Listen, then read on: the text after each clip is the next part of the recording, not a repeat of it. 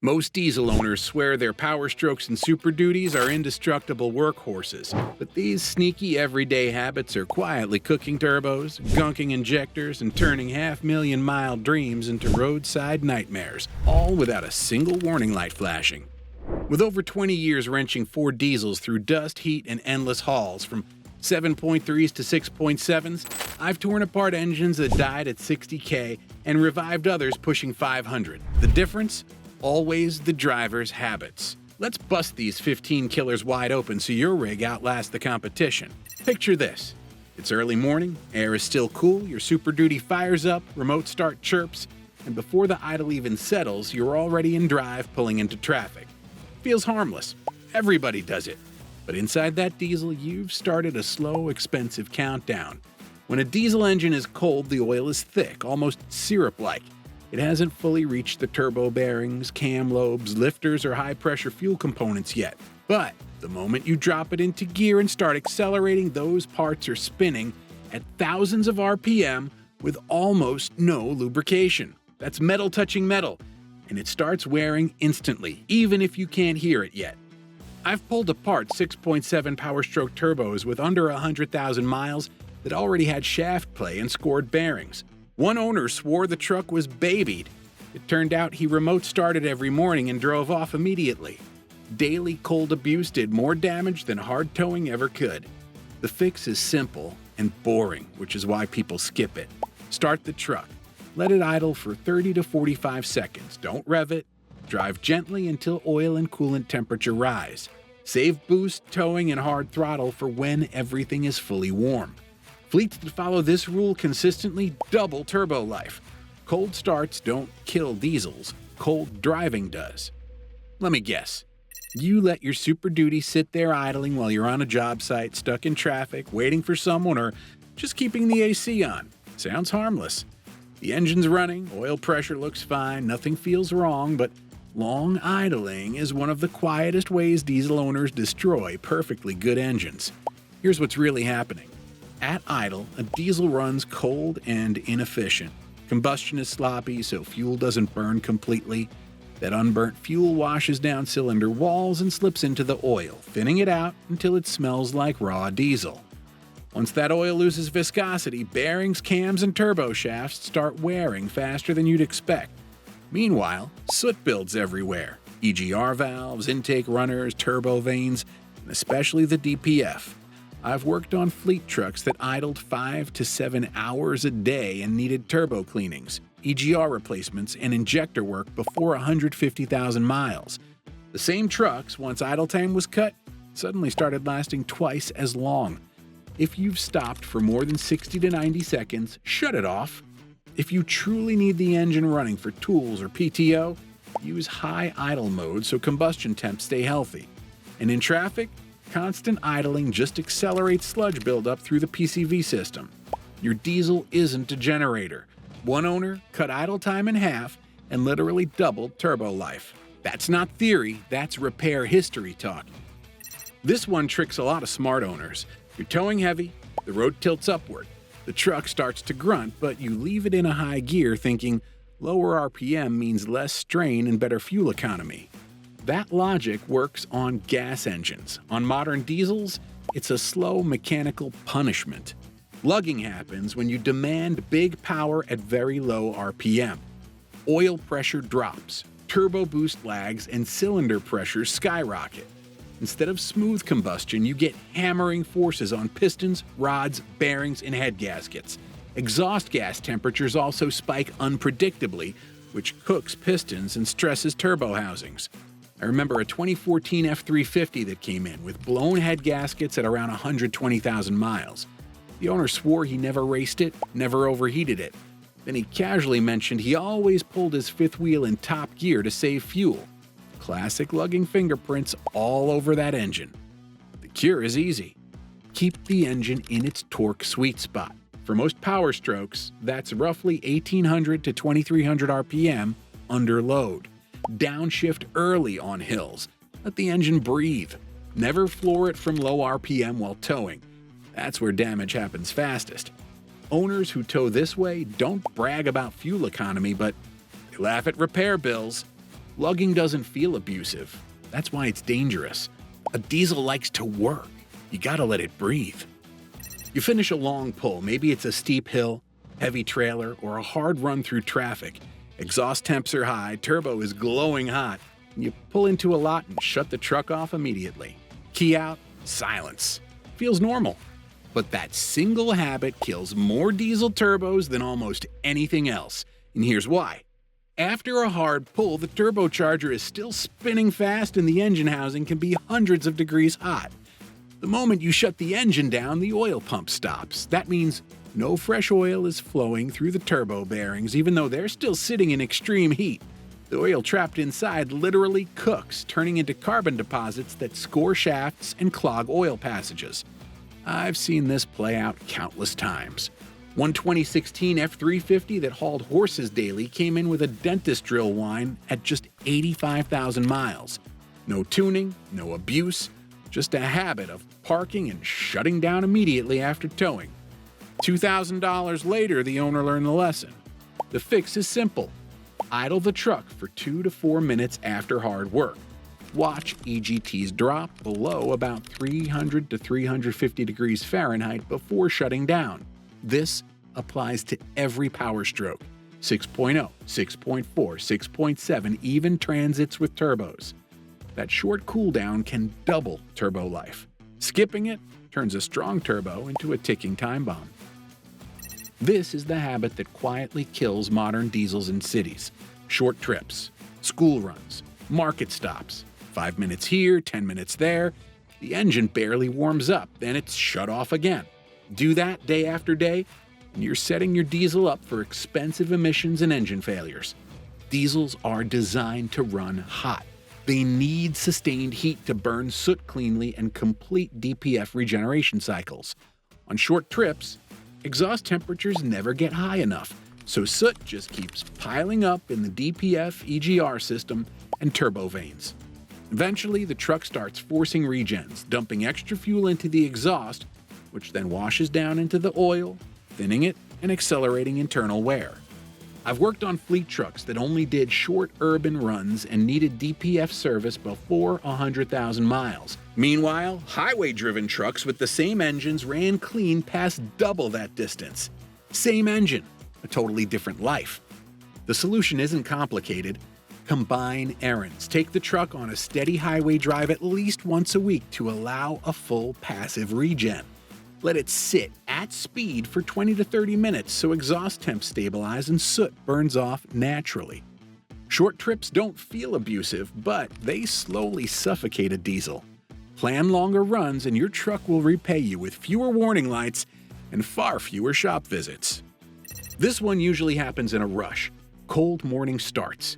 You pull out of your street and suddenly traffic opens up. You mash the throttle to merge or overtake, thinking, it'll warm up faster if I drive it. That instinct is expensive on a diesel. When the engine is cold, oil hasn't fully thinned out or reached every tight clearance yet. Pistons, cylinder walls, bearings, and turbo shafts are still running with limited lubrication. Now add heavy throttle and high boost and you're forcing massive cylinder pressure and heat into parts that aren't ready for it. That's how pistons scuff, rings wear early, and turbo bearings lose their protective oil film. Diesels are especially sensitive because of their high compression. Cold metal doesn't expand evenly, so tolerances are tighter. I've seen oil analysis reports from cold-revved power strokes showing elevated metal content long before any noise or warning lights appeared. By the time symptoms show, the damage is already done. The fix is boring, but it works. Drive gently until the engine is fully up to temperature. Light throttle, no hard pulls, no boost spikes. Once oil and coolant temps are stable, then you can lean on it. Owners who adopt this habit notice smoother engines, quieter turbos, and fewer long-term issues. Cold engines don't need motivation, they need patience. Trying to save a few bucks at the pump can cost you an engine. I get it, diesel prices sting and that backstreet station looks tempting, but poor quality diesel is one of the fastest ways to wipe out modern Ford common rail systems, especially on power strokes. Today's diesels rely on ultra-tight tolerances, Injectors and high-pressure fuel pumps depend on clean, well-lubricated fuel to survive. Bad diesel brings water, dirt, and weak lubricity into the system. Water pits injector tips. Sediment scores pump internals. Low lubricity overheats the pump until it grenades. And when a CP4 pump fails, it sends metal shrapnel through the entire fuel system. I've opened seized pumps packed with black sludge and rust flakes. Owners always say the same thing. It was running fine yesterday. First signs are subtle. Rough idle, misfires, poor mileage. Then suddenly the truck won't start. Full fuel system replacement follows, and that bill hurts. The fix is discipline. Buy diesel from reputable high-turnover stations. Avoid stations that look abandoned or smell wrong. Use a quality additive like Stanidine occasionally to boost lubricity, especially in hot climates. And don't stretch fuel filters. Change them often, even earlier if you suspect bad fuel. One owner switched stations and replaced his filters, and his misfire codes disappeared overnight. Cheap fuel feels smart today. Tomorrow, it can cost a diesel. That little DPF or regen light comes on and you think, it'll clear itself. Maybe you're busy, maybe you're almost home, and maybe the truck still feels fine, so you shut it off or keep driving short trips. That decision quietly snowballs into one of the most expensive diesel mistakes out there. The DPF needs sustained exhaust heat to burn off soot. When a regen starts and you interrupt it by shutting the truck down or crawling in traffic, the soot load doesn't disappear, it stacks. The truck then tries again later, injecting extra fuel to raise temperatures. That extra fuel often ends up washing down cylinder walls, thinning the oil, and accelerating engine wear while still failing to clear the filter. I've seen Super Duty trucks go into limp mode because the DPF was so restricted the engine couldn't breathe. At that point, you're not just looking at a forced regen. You're staring down melted filters, cracked housings, and massive repair bills. Fleets that ignore regen habits burn through DPFs early, especially trucks doing city work or short trips. The fix is awareness. When a regen starts, let it finish. Take the truck on a steady speed drive, highway pace, and keep RPM stable until it completes. Once a week, a longer drive helps passive regen happen naturally. Tools like ForeScan let you monitor soot load before it becomes a crisis. Ignoring regen lights isn't pushing through, it's playing chicken with a system designed to protect your engine, and losing every time. This one surprises a lot of owners. You treat your diesel gently, barely touching the throttle, keeping RPM low and never pushing it hard. Sounds responsible, right? The problem is, modern diesels don't like being coddled all the time. When a diesel is constantly driven at low RPM with light throttle, exhaust temperatures stay too low. That allows carbon to build up in the EGR system, intake runners, turbo vanes, and even on piston rings. Over time, the turbo becomes sluggish, the EGR sticks, and power slowly fades. The truck still runs, just worse every month. I've seen engines torn down that were never abused, yet packed with carbon everywhere. Owners were shocked because they thought gentle driving meant long life. In reality, the engine never got hot enough or worked hard enough to clean itself. The solution isn't reckless driving, it's balance. Diesels need occasional load and RPM to stay healthy. A weekly highway run, letting the engine sweep through its rev range, helps burn off deposits. Think of it as an Italian tune-up done responsibly. Owners who mix gentle driving with periodic hard work see cleaner intakes, freer turbos, and better throttle response. A diesel is built to work. If you never let it, it slowly chokes itself to death. This mistake is common because it sounds official. The dealer says 10,000, maybe 15,000 miles between oil changes, and you think, they built the truck, they know best. On paper, that interval works. In the real world, towing, traffic, dust, idling quietly destroys diesel engines. Modern diesels contaminate oil fast. Soot from combustion, fuel dilution from regens, and heat from towing all break oil down long before the dashboard reminder lights up. Even the best synthetic oil loses viscosity, turning abrasive and thin at the same time. That's when cam lobes, lifters, turbo bearings, and timing components start wearing invisibly. I've seen oil analysis reports from dealer-serviced trucks showing fuel dilution well past safe limits halfway through the recommended interval. Owners swear the engine feels fine, until a lifter ticks, a turbo whines, or oil pressure starts acting strange. By then, the damage is already done. If you tow, idle, drive in heavy traffic, or operate in dusty environments, cut the interval in half. 5,000 to 7,000 miles is the safe zone for most power strokes. Short-trip trucks need even more frequent changes. High-mileage diesels that run forever almost always share one trait: conservative oil changes. Clean oil is cheaper than engines. Stretching intervals saves nothing. It just delays a much bigger bill. Running your Super Duty near empty to stretch fuel might seem smart, but it's quietly destructive. The bottom of your tank isn't clean. It collects sediment, rust, and water over time. When the pump sucks that junk in, it clogs filters, starves injectors, and can even damage the in-tank pump itself. Ford diesels hate this. I've seen roadside rescues where trucks wouldn't start and the culprit was simple: a nearly empty tank full of sludge. It's cheap protection to keep the tank at least half full. Doing this prevents cavitation in the pump, avoids drawing debris into the fuel system, and dramatically extends injector life. The lesson? Don't push your fuel gauge to the limit. Half a tank is the new empty for long-term reliability. Driving through dusty environments makes this one a silent killer. A packed air filter starves your turbo and creates lean mixture that overheats pistons, valves, and turbo internals. You won't notice it immediately, just subtle power loss and higher exhaust temperatures. Over time, components erode and repair bills climb silently. Monthly inspections are essential. Swap clogged filters promptly. Motorcraft oiled filters work best. They trap dust, let the turbo breathe, and keep power steady. Clean air is cheap insurance. Neglecting it is like trying to run a marathon through a straw. It'll choke eventually. Keeping the intake clean preserves turbo life, engine efficiency, and prevents premature engine wear. Many owners assume diesels are invincible and push payloads well past the gross vehicle weight rating. The truth? Every extra pound strains clutches, turbos, and axles. Engines work harder, temperatures rise, and even DPF regen cycles can fail under constant overload.